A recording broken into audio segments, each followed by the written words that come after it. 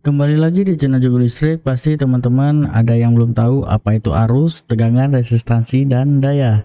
Nah, di sini saya akan menjelaskan secara singkat menggunakan analogi sederhana. Misalkan kita analogikan listrik itu seperti pipa atau selang air ya teman-teman, di mana arus listrik itu sendiri kita anggap seperti arus air, sedangkan tegangan kita anggap seperti tekanan. Semakin besar tekanan maka semakin kencang juga airnya, dan resistansi atau hambatan itu kita anggap seperti valve atau katup. Semakin besar valve atau tutupan katupnya maka semakin kecil debit atau arus air yang mengalir pada pipa ini. Sedangkan daya listrik itu seperti air yang keluar pada selang atau pipa ini teman-teman. Nah, air yang keluar itu bergantung dari arus airnya. Misalkan arus airnya besar, maka air yang keluar dari pipa atau selang ini pun besar atau kencang ya teman-teman. Jadi simpelnya apa sih persamaan pipa, air, dan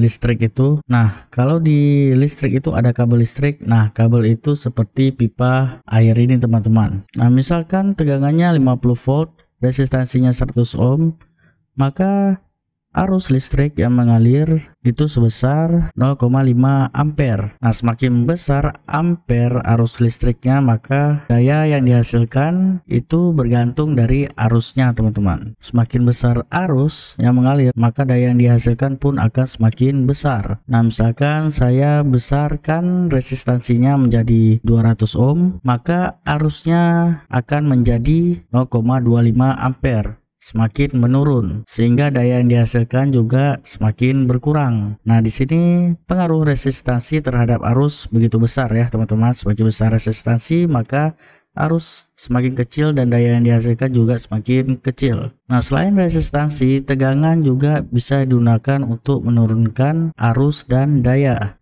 Nah, sebelumnya tegangan kita anggap seperti tekanan.